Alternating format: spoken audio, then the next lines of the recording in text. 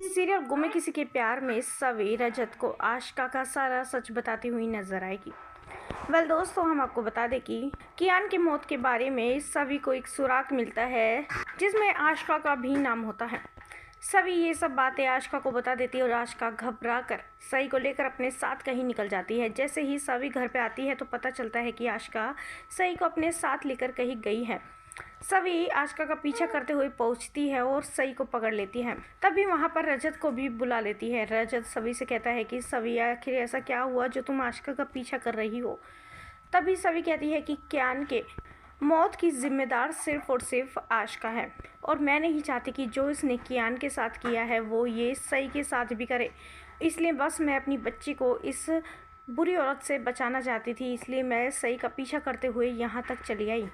रजत कहता है, सभी तुम्हारा दिमाग तो सही है ना, आशिका अपने ही बच्चे को कैसे मरवा सकती है। आशिका कियान से बेहद प्यार करती थी, वो ऐसा हरगिज़ नहीं कर सकती। तभी सभी बताती है ऐसा उसने किया है। रजत, याद है मैंने तुमसे कहा था कि आज कियान ने मुझे परी आंटी कहकर बुलाया।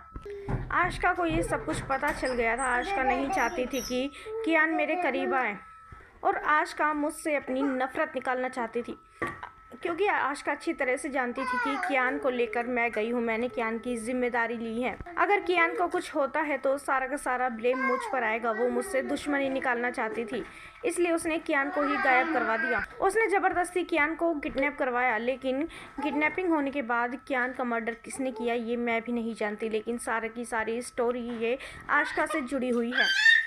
कियान की मौत के पीछे सिर्फ और सिर्फ आशिका का हाथ है। रजत तभी रजत की आशिका से कहता है कि तुम्हें शर्म नहीं आती अपने बच्चे के साथ ऐसा करते हुए। एक सवी से दुश्मनी निकालने के लिए तुम अपने बच्चे का इस्तेमाल करोगी, ये मैंने कभी नहीं सोचा था। आशिका, तुम इस हद तक गिर सकती हो मैंने कभी अंदाज़ा भी नहीं लगाया था। अब तुम मेरी ज़िंदगी से, मेरी बेटे की ज़िंदगी से हमेशा के लिए दूर चली जाओ, इसी में हमारी और तुम्हारी भलाई है।